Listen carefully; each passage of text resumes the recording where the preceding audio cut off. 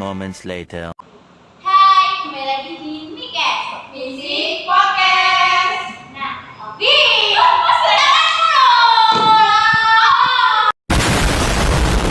Sementara itu, di suatu dimensi yang lain,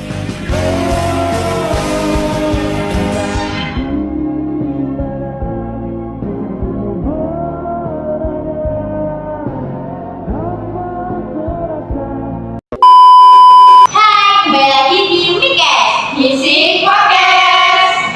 Gimana nih kabar kalian hari ini? Baik. Sangat baik.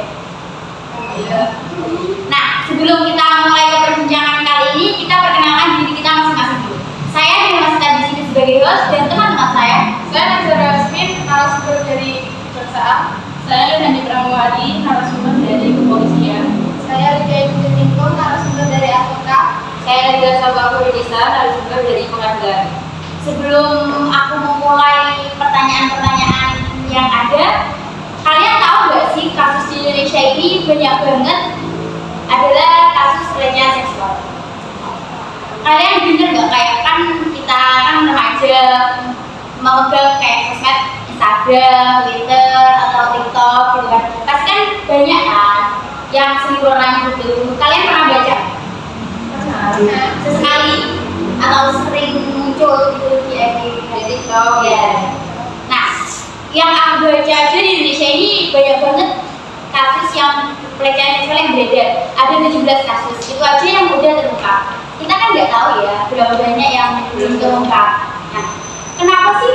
Aku yang nanya, kenapa sih penyebabnya orang-orang ini malu untuk apa ya namanya, kayak lapor ke polisi gitu? Kenapa takut gitu? Mungkin karena diatur sama Pelakunya mungkin ya, korban pelecehan seksual ini kasihan ya, kayak mungkin dia punya trauma atau something gitu, tapi nggak dari laku. Yang salah satu yang aku ambil ya, yaitu kasus yang sempat viral. Pemimpin pesantren di Bandung melakukan pelecehan seksual kepada 13 santri-nya. Gimana reaksi kalian mendengarkan kasus ini? Apalagi dari Nadia kan seorang pondok ya. Gimana tanggapanmu? kaget sih, soalnya kan itu yang melakukan pelecehan seksual Pemimpinnya. kiainya kan. Sebenarnya kalau misalnya dia itu seorang kiai, mencontohkan yang baik, mengajarkan yang baik, masa ya dia yang melakoni gitu kan. Sangat-sangat tidak etis ya. Kan pondokan itu agamanya kuat. Dan yang lebih parahnya lagi, dari 13 santriwati itu udah lahir 9 anak, 9 bayi. Jadi setiap santri 1 anak. Sebenarnya belum tahu sih beberapa santri yang melahirkan, tapi kayak yang beredar di ya jumlahnya 9 anak itu belum tahu dari santri mana aja. Kaget ya. Jadi kasusnya udah lama ya. Udah lama, tapi kan sempat viral banget kan di mana-mana, ada TV sampai masuk juga gitu kan. Nah, kali ini kita masuk ke sesi tanya jawab. Yang pertama aku ingin tanya ke kepolisian. Bagaimana tanggapan kepolisian jika ada kasus pelecehan seksual? Kewajiban kepolisian mendengarkan keluh kesah atau kasus yang disampaikan oleh masyarakat. Kepolisian bertugas mencari barang bukti dari kasus yang telah disampaikan. Contohnya saja seperti bukti visum dari korban. Jika korban memang terbukti mengalami pelecehan seksual dan trauma yang sangat-sangat berat, maka akan dilakukan tindakan rehabilitasi terhadap korban. Lanjut ke pertanyaan yang kedua kepada lembaga advokat. Apakah advokat memikirkan bagaimana soal pemulihan trauma perempuan korban pelecehan seksual ini? Ya, advokat itu harus paham bahwa korban pelecehan seksual mengalami trauma yang mendalam, sehingga kalau tidak mau advokat harus menguasai ilmu psikologi dan mempunyai rasa empati yang tinggi terhadap korban agar dia membersihkan tentang pengalaman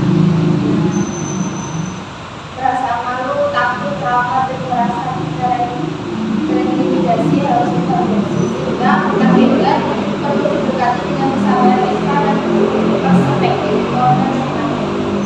Dalam hal memulihkan trauma korban, sebagai bukan kata juga perlu dilakukan oleh teman-teman laki-laki lainnya, misalnya anak menjadi hadiah atau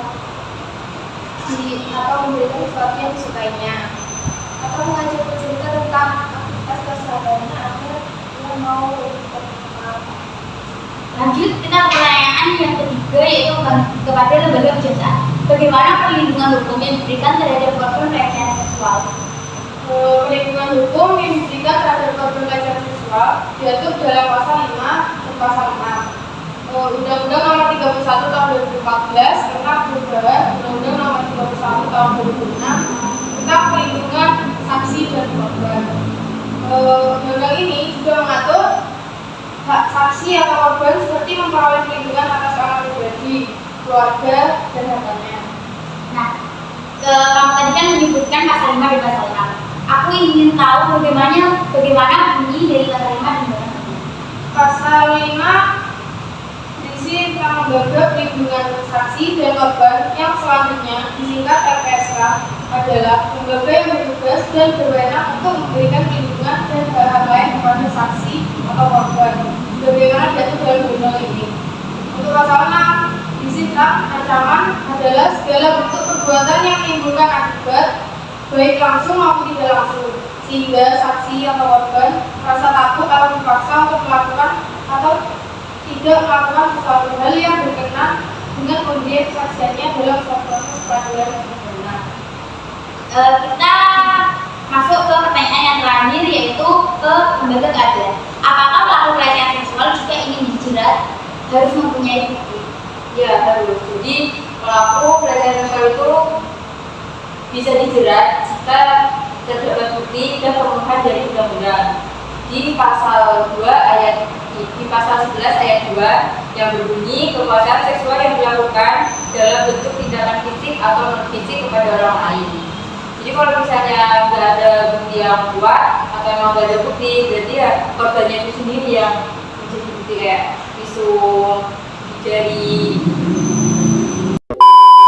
Jadi perempuan di luar sana atau remaja di luar sana jangan takut untuk melapor ke pihak yang berwajib jika mengalami pelecehan seksual.